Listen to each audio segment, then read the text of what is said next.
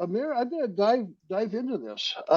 And so, um, tell us about your story, Amir. You're uh, from Lebanon, as are three other members of our little town here. And how did you get to the U.S.? What have you been doing all your life? You want to give us the short version of your journey? Sure, sure. Thank you, Jim, and thank you everyone for taking the time to be with us today and to be part of this conversation. I'm really excited about being with you today, but also very excited to be a new member in this great community. So yeah, I'm originally from Lebanon, and I would, as I told Jim before, watch out, the Lebanese are taking over this community, and it's it could be dangerous. But no, all seriousness. In all seriousness, I grew up in Lebanon, and my background is in public health and healthcare administration. But throughout my whole life, I've always knew that I wanted to teach, that my calling in life was teaching. So I did a master's degree in healthcare administration in Lebanon at the American University of Beirut, and wanted to pursue a PhD because I wanted to teach in higher education. And there were no degrees in the region, so I applied to different programs in the US, and the one that accepted me was the University of Minnesota. So I showed up in Minnesota in the middle of the winter, coming straight from the beautiful Mediterranean weather, and that was a shock, and obviously there was a culture shock and all of that. But in Minnesota, I really had a great time because I got the chance to work while I was pursuing my studies. So I worked at a large health system called Alina. And at the time, that's when the Institute of Medicine report came out to err as a human. So I was working on patient safety research when it was just still hot and it was, cutting edge. And I actually ended up writing my dissertation on patient safety and medication errors in physician practices. So while I was there, I met my wife, got married, and then finished my doctoral dissertation and was looking for jobs in academia because that's what I wanted to do.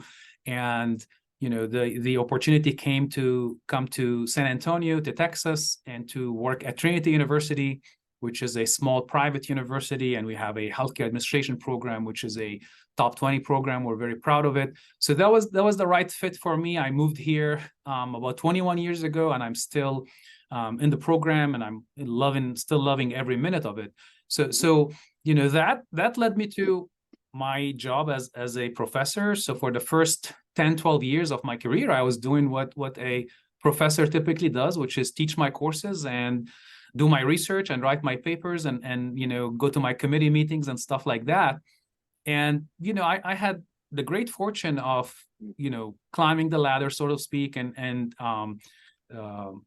getting promoted and tenured and all of that at a relatively young age, because I started early, and I'm an overachiever and all of that. So that was great. That was a great blessing. But then that also led to the question, once I was a full professor at age 36, is like, all right, now what? Now what do I do with the rest of my career? I have 40 more years, hopefully, of productivity. Do I just want to keep on teaching and doing research, or do I want to pursue other interests? And that's where the role of mentors come in, where you go and talk to your mentors and ask them, what other opportunities are there. And that's when people suggested executive coaching. I had a really good mentor who was an executive coach himself, and he recommended that as a possible opportunity for me. He thought at the time that it would be a good fit for me, and he said, "You're a good listener, so you'll make a good executive coach." So that was very helpful. And then at the time, I was also giving speeches and talks just to community groups. When Obamacare was passed, I was one of few people who read the whole law from beginning to end, and I created a presentation based on that. So I was giving it to local community groups here in town because no one knew what the Affordable Care Act was all about. And I got the chance to go and speak with various groups.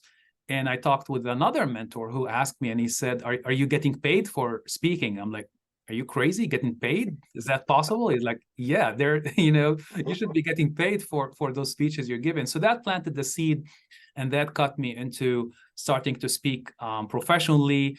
And then both of these activities led to, writing books on leadership and doing research on leadership. And that's, what my career has looked like in the last few years. Yeah.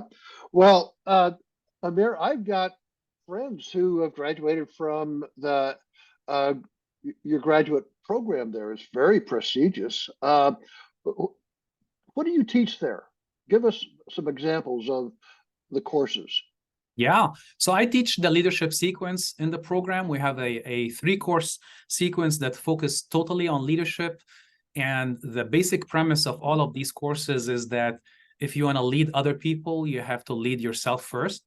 So that's the first thing I work with our graduate students on, is understanding themselves, building self-awareness, understanding their strength, but also their areas for improvement. So the course is a little bit different than what you expect a university course to be, in that a big part of that course is actually one-on-one coaching with the students. So I meet with them in the classroom, obviously as a group, and we talk about the general principles of leadership. And I also have them take an emotional intelligence assessment. So the first thing they do in class is take an emotional intelligence assessment that I administer for them. And then I sit with each one of them, a class of, we have 25 in our on-campus program and about 12 to 15 in our executive program. I sit down with every student one-on-one for an hour or so and go over their emotional intelligence report and help them understand, what does the report mean?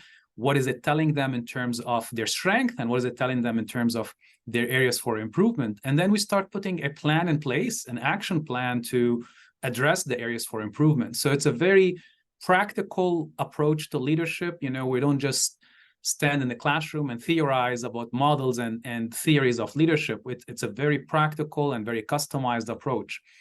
I also focus a lot in those leadership courses on the importance of public speaking for leaders. So the second course I teach is asks the students to give all kind of different presentations.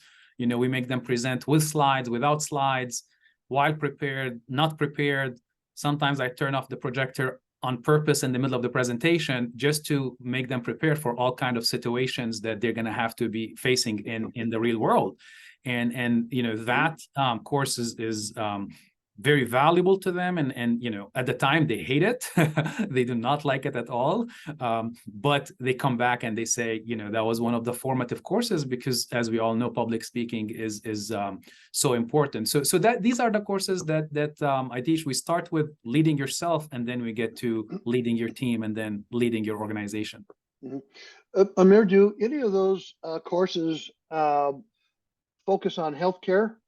Oh, absolutely. This is all, these are students who are going to lead healthcare organizations. Most of them end up in hospitals and health systems, but there are a few who go into group practices, consulting, as well as, startups and population health types of organizations, but it's all people going into healthcare. So the lessons that we focus on are customized to each student, but it's all in preparing them for the healthcare environment and the healthcare system. For example, one of the things that we talk about the most is, how do you lead a team right now in our current healthcare system, with all the shortages that we have, with problems with engagement and retention and turnover, with financial difficulties. So the context in which we apply the principles of leadership and emotional intelligence are all specific to the healthcare system, for sure. Yeah. Yeah. Well, good. Anything other than that you're helping them to prepare for this crazy industry that they're about ready to get into? Yeah, well, one of the things that we emphasize is the importance of learning from leaders in the field, and we do that in a variety of different ways. So my third leadership course, which I didn't touch on yet, is a course where I bring in a speaker every week, and those speakers are executives in the healthcare industry, and each one of them focuses on a specific leadership topic and prepares a case study for the students to go through in class. And I'll give you just an example of one that stuck to my mind from the course last time I taught it. I brought a healthcare executive from the Houston area, and the topic that he walked the students through is how they managed to lead the organization through the Texas snowstorm. So for those who don't live in Texas, we had a huge snowstorm in the middle of the COVID pandemic. And what that executive did with the students was walk them through his decision-making process minute by minute. So, the storm happened on a Thursday. So he started with, all right, this is Monday morning. Here's what I know. All right, this is Monday afternoon, Tuesday morning, et cetera, et cetera. Now I need to call suppliers. I need to call vendors. I need to make sure I have enough food supply for, the whole hospital and all its employees. I know that the roads are going to close soon. So it was a fascinating case study that allowed the students to gain a real understanding of what does it mean to lead a healthcare organization, not just during regular times, but during these times of crises that happen very infrequently, but we still need to be ready for them and still be able to lead in a way that balances delivering high quality care while still taking care of the people. Yeah. Well, my mind's racing ahead, Amer, about how we can help you to help us. So you've got a lot of graduates that maybe would do well by being a Medvalista at some point. Of course, I'm thinking about, but also we got speakers. We have authors too. So as you get to know us better, and so again, Amer is in our freshman class right now and has been to one club meeting. So look forward to you becoming more a part of us, Amer, because I think we can cross-pollinate a lot. You've got a lot of research there at Trinity that perhaps we can tap into as well. And so let's turn to your most recent book, Humbitious. I've read it. I would commend it to any of you. So, what problem is Humbitious intended to address, Amer? Yeah, the book is called Humbitious, and it's about being humble and ambitious. And obviously, it's a made-up word, but you kind of have to make up a word when you write a leadership book. The publisher is like, we need to come up with a clever title. The other title we were thinking about at the time, Jim, was The Ego is Not Your Amigo. But that didn't go that well. Yeah, that didn't go that well. So we stuck with Humbitious. And the main idea behind Humbitious is that, many people think that humility is a weakness. And the research and the evidence actually show that humility in leadership is a strength, and it can be a superpower when combined with ambition. Now, the main problem that the book addresses is that, we have a tendency in our society to over-celebrate the narcissists. We do. I mean, we have, look at examples. We celebrated Travis Kalanick, the CEO of Uber, till we found out that he was a horrible human being. We celebrated Elizabeth Holmes from Theranos, right, until we found out she was a fraud. And on and on and on. We over-celebrate these narcissists. And that creates two separate problems in our organizations, especially in our healthcare organizations. The first problem is that sometimes as leaders, we start believing that the only path to success is to behave the same way as these narcissists behave.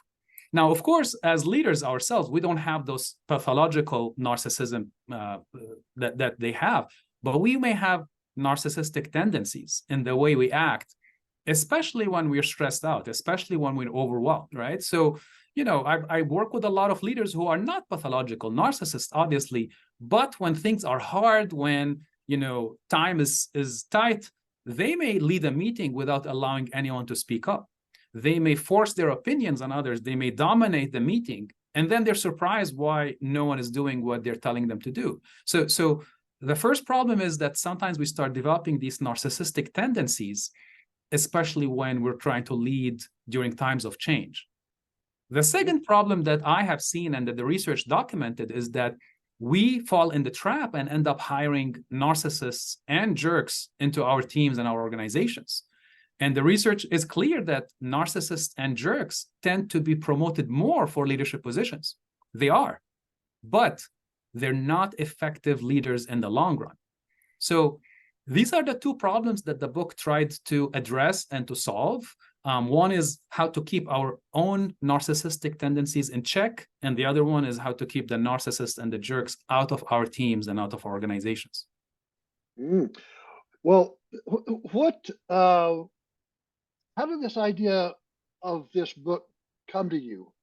You and your graduate research assistants have put a lot of research into this. Why did you write about this? Yeah, you know, I mentioned that I grew up in Lebanon, and you know, in my childhood, my mom was the president of a small orphanage, and one of the things that I did as a child was go with her to work. And you know, I would go with her to some meetings, for example, and I'll just be sitting in the corner doing my thing, but I would notice that she would be the last one to speak. She was the president of the orphanage, and she would be the last one to speak. She would let people speak first, and then she would share her opinion. During difficult days, you know, when there were problems and crises and things she had to deal with, sometimes she would just grab me aside and she'd say, "Hey, let's go to the babies. Let's go spend some time with the babies." I'm like, "All right, we'll go and spend time with the babies." And that was her way of recentering herself, her way of refinding purpose so that she can go back and face those challenges. Around the holidays, we would prepare those small gifts, and I would go with her and we would go floor by floor and talk to every employee and thank them and give them those gifts. So she displayed humility at its best. And I mean, she was loved, she was respected, but she was also feared sometimes. She was a tough leader. She held people accountable. She held herself accountable. She was very ambitious. Now, as a child, I observed these things, but obviously I didn't understand their significance. More recently, before I wrote Humbitious, I went back and I sat down with her and I talked to her about leadership. I'm like, how did you come up with this leadership style where on the one hand, you were always so loving and caring and you were humble with people, but on the other hand, you were tough, you held them accountable. And she thought about it, and then she reminded me, she said, "Remember when I became the president of the orphanage? That was at the peak of the civil war in Lebanon. And as everyone knows, there was a long civil war that happened in Lebanon. So when my mom became the president of the orphanage, the war was at its peak." And she said, "Imagine running an orphanage during a war. So on the one hand, you had a lot of people who were dying, right? Unfortunately, kids losing their parents. So they had a lot of kids to take care of. On the other hand, they didn't have staff. She would get phone calls every single morning from people saying, 'I can't come to work anymore. The roads are too dangerous.'" So she said the only way to lead during those difficult times was to connect with people at a human level, to show them empathy and compassion and humility, and to continue to hold them accountable in an ambitious way so that they can take care of the kids. And I start thinking more and more about that. And come to think of it, I mean, leading an orphanage during a war is no different than leading a healthcare organization during a pandemic and beyond that, right? We have high volumes and we have shortage of staff. And the research shows that one of the best ways to lead in those times of change and difficulty is to balance the two, is to balance psychological safety with accountability, to balance kindness and humility with ambition. So that's kind of like where the idea came from.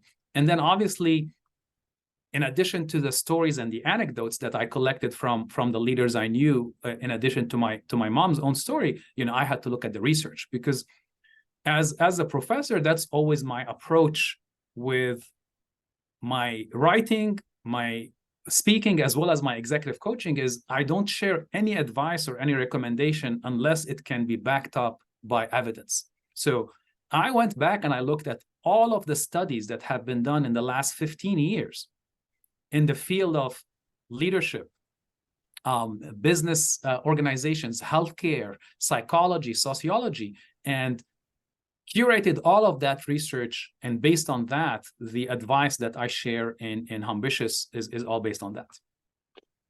Well, and then you've given some examples. You've got some wonderful examples in your book, and I was intrigued by one of the quotes that in trying to do this better, that silent gratitude isn't of much use to anyone. Silent gratitude is not of much use to anyone, and so you've got examples of some of these ambitious leaders doing wonderful things. I was struck by your story of the president of Campbell Soups. And over his career, he had written three, 30,000 thank you notes, as does the president of your university that you singled out, the president of Mattel. So can you tell about some of these examples or tangible things that they seem to do that helps them to outperform the rest of the competition? Yeah, absolutely. It's interesting that you brought up this issue of gratitude, because when I'm talking with leaders in my coaching conversations, as well as leaders that I speak to, so often they're surprised by that. They're like their attitude towards it is like, well, I already do that. I'm already sending an email once a month just thanking everyone for being on the team, and many of them think it's enough. And the answer is that's not enough, right? So people need more gratitude and more appreciation. And sometimes what gets in the way of that is we believe that it's way more awkward than it actually is. So many people hold back the recognition and keep the recognition to themselves because they worry about the experience being awkward for them and for the recipients. They did this one study where they asked people to write handwritten thank you notes to people who mattered for them in their lives. And then they asked the recipients how they felt about receiving the letters. When they asked the people who wrote the letters, many of them thought that the experience was awkward for them and predicted that it would be very awkward for the recipients. But when they asked the recipients about it, the recipients said it wasn't awkward at all. Actually, it was such a wonderful, excuse me, it was such a wonderful experience to receive a handwritten thank you note. So awkwardness may be one of the barriers, but also obviously time is another barrier. And that's why my recommendation is always make it simple, right? Write one handwritten note per week and make sure it's a note that is genuine, that is specific, and also that's timely. So in the book, I share many examples of some of these leaders that made it a point to write handwritten notes. Another leader that I came to know about after the book was published is actually the CEO of PepsiCo. So CEO of PepsiCo, Indra Nooyi, and I'm sure many Medvalistas are familiar with her. One of her practices was not just to write handwritten notes to her team members. She also wrote handwritten notes to their families. So spouses, children, parents received handwritten notes from the CEO of the company, thanking them for their family member being on the team. Now imagine the impact that this has on people. Getting a handwritten note from the president at your home address, opening it up with your family members. I mean, that can have an impact that lasts a whole career. And she received so many letters back that told her, this letter I got from you, this is more valuable than any money that the company can give me. This has an impact. So there are so many examples of leaders who are intentional about it. And we all know that's important, but we sometimes overestimate the awkwardness and we don't dedicate the time to do it because we think I have to write, 50 notes per week. We don't have to write 50 notes per week. It could be one note per week that is really genuine and specific and timely.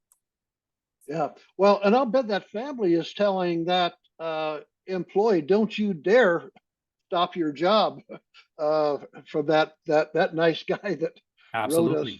wrote us the thank you notes. Well, and that's one of the reasons we have all of your home addresses in our phone book. If you want to thank each other, we want to make it easy because I think that's a barrier is just figuring out snail mailing address, and so trying to deal with that, um, and so how do you define ambitious leadership, Amer? Sure. So if we want to define the term, then we have to break it down into its components, right? So we start with humility, and again, the research shows humility consists of three building blocks. The first one is self-awareness, which is understanding yourself, knowing what your strengths and areas for improvement are, but also knowing the impact of your actions on others.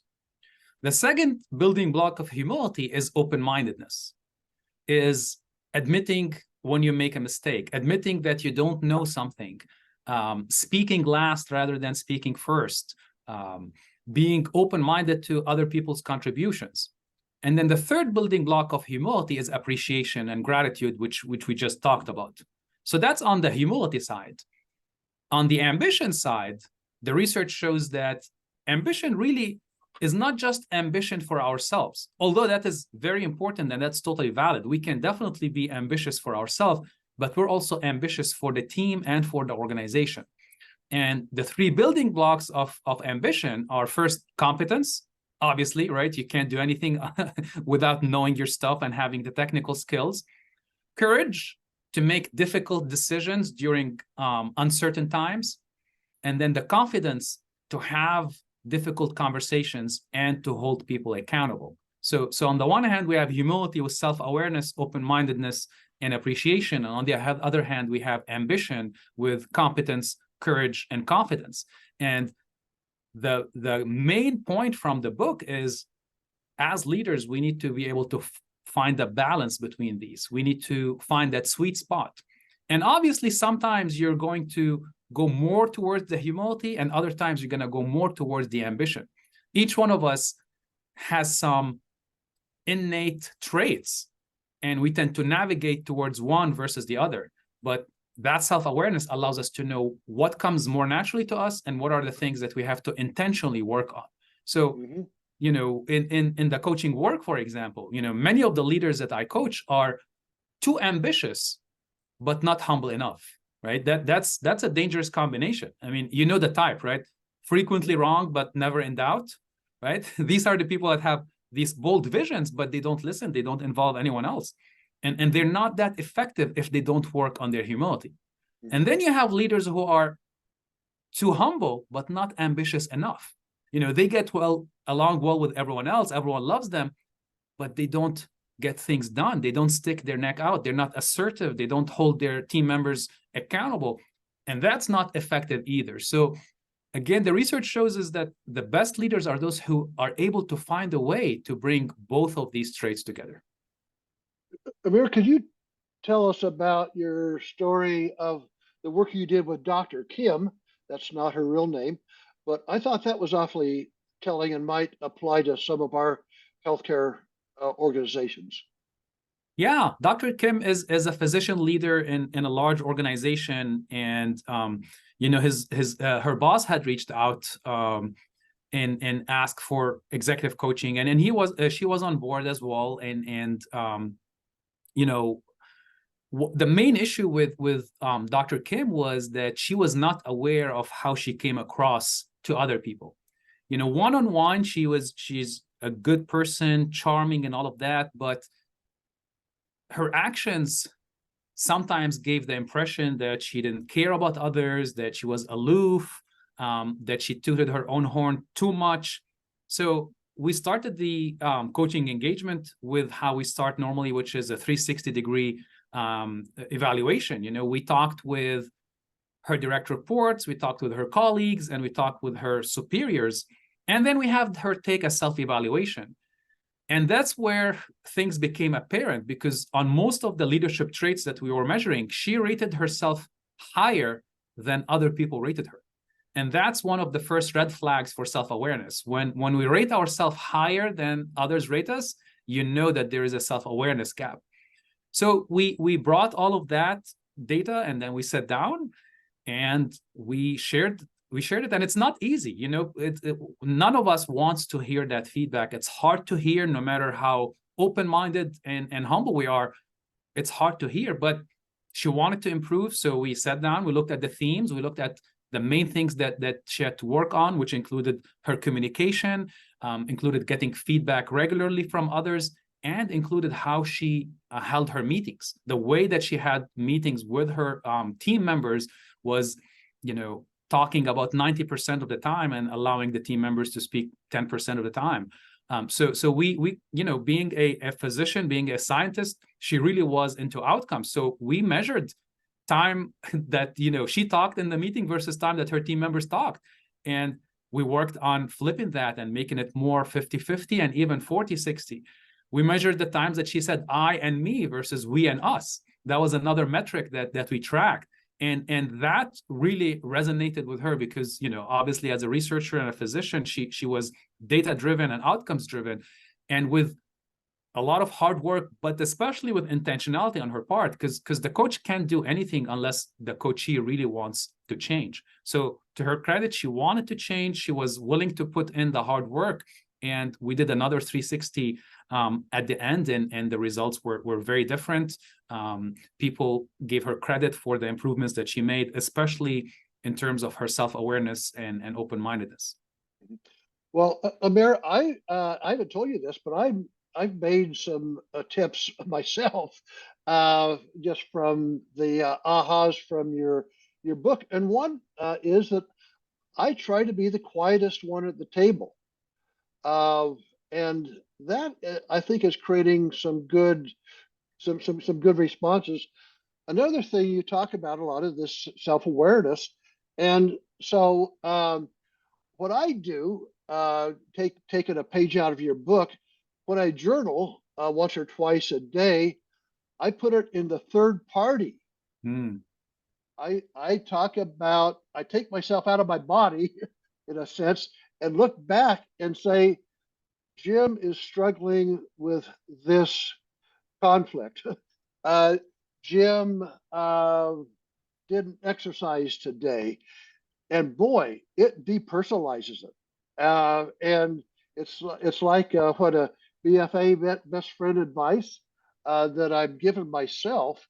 And so that's one little trick I got from you that is working.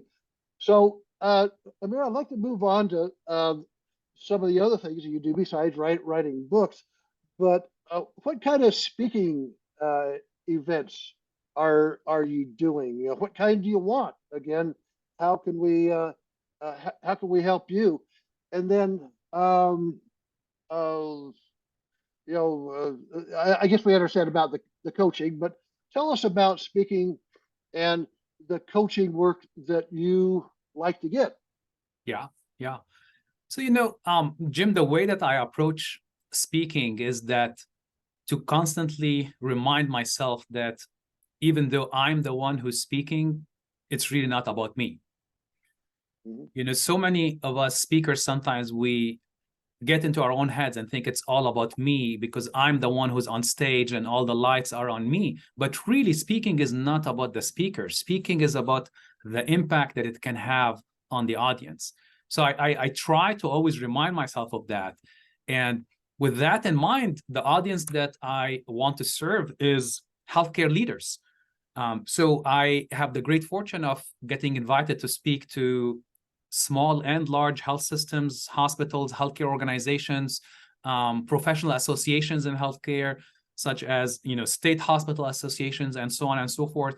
And my speaking focuses on some of these ideas that I've shared with you all so far about how we find the balance, how we lead in those challenging times. And I customize the message to the specific challenges of the group that I'm speaking to. Now, obviously, we have general challenges in healthcare, but every time I'm speaking with a group, I ask them ahead of time. We sit down and have a pre-call and say, what are the issues that are top of mind for your leaders today? What are the things that are keeping them up at night? And we customize some of the content towards addressing that, because the purpose of speaking is to solve a problem for the audience, right? The purpose is not for the speaker to stand and talk about themselves and tell funny stories, although that's important. You have to tell funny stories, but it has to solve a problem. And the approach that I like to use is to solve a problem using the latest evidence. So that's the speaking work that I am so blessed and honored to get to do. And I've been speaking for the last 7 or 8 years now, and just like anything else, it's a craft that you have to work on. This is actually where Dr. Deshawn and myself met, is we both were improving ourselves as speakers. We were doing a speaker training program. And, prior to going to do the training program, I was talking with a lot of people who had seen me speak before, and they're like, we don't think you need training for speaking. And I'm like, oh, yes, I do. Oh, yes, I do. Because we all need to continue to improve in whatever craft we've dedicated ourselves to, or area that we've dedicated ourselves to. So I work on it. I work on the content. I work on the delivery. And most importantly, I work on making sure that this is practical and in service of the audience rather than in service of me. And you discovered you get paid for it. Yes, that is a great bonus that really helps if you want to send your kids to college.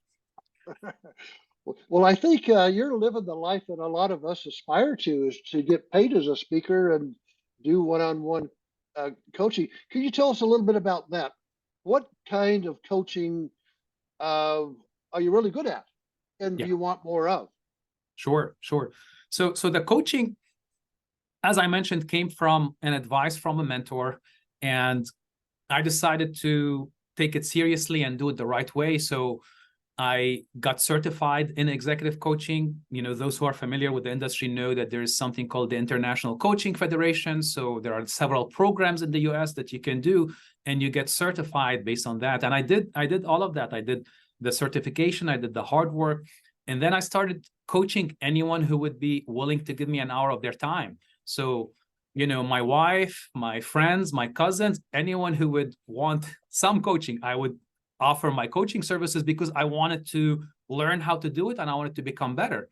And then, one thing led to another, and I started coaching executives in hospitals and other healthcare organizations, to the point where my coaching right now primarily focuses on physician leaders. That happens to be one of my areas of specialization. So after I got the general coaching certification, I did another one, because of course, I always want to get the other degree and the new thing. And I got certified in physician coaching. And that led to more work working with physician leaders, especially those physician leaders that are transitioning to a new role. Now, some of them are transitioning to their first leadership role, but that's becoming less rare now. The ones that I'm working with the most now are those who are in their third or fourth leadership role, but getting to a more complex and higher level of leadership. And these are just so much fun to work with. To start with, physician leaders obviously are very smart. And in my experience, all of them really want to improve and change, and they're very coachable. And the work itself is so rewarding. When you see someone committed to change, you see them doing the hard work to change, and then getting recognized for improving on the things that they worked on. So I'd say physician leaders, transitions is definitely one of my areas of specialization. I do work with non-clinical leaders, obviously, and mostly leaders in operations, as well as vice presidents and CEOs. And the nature of that work tends to be on addressing a specific behavioral issue that is getting in the way. So, what happens to all of us leaders, and I'm sure everyone who's with us today will agree with that, is that as leaders, we sometimes get stuck into cruise control mode, right? We have so much to take care of. We're jumping from Zoom meeting to Zoom meeting. We're taking care of crises and fires and so on and so forth, that we don't have time to stop and think and be intentional about how we want to show up as a leader. And that's what my coaching work focuses on, is how do we create a little bit of separation between the stimulus that's coming to us and our response to the stimulus, and how do we create a little bit of intentionality and choice so that we are showing up more the way we want to show up, rather than the way how we've always showed up in the past. I assume, Amer, that a lot of this work, these interventions, if you will, are not self-referrals. The hospital CEO or the chief physician executive is saying, please come in and work with Dr. Kim, for example. Is that the case? You're being paid by the hospital in those scenarios to do the Yes, work? yes. The majority of them are sponsored by the organization. And what we're seeing now in coaching, especially in the last 5 years, is the nature of coaching has changed. So whereas in the past, maybe 10 or 15 years ago, coaching was the last straw kind of deal, where someone had, a lot of behavioral issues and we were about to let them go, but first let's bring in a coach and try to save the situation. So that's the nature of how coaching used to be. And it has changed drastically now, where coaching more now is a sign that the organization believes in the potential of the leader. They believe that that leader can achieve great things, and that's why we're bringing in a coach to help support them and help them reach their full potential. So to answer your question, yes, they tend to be predominantly sponsored by the organization, because the organization can see the return on investment from the coaching.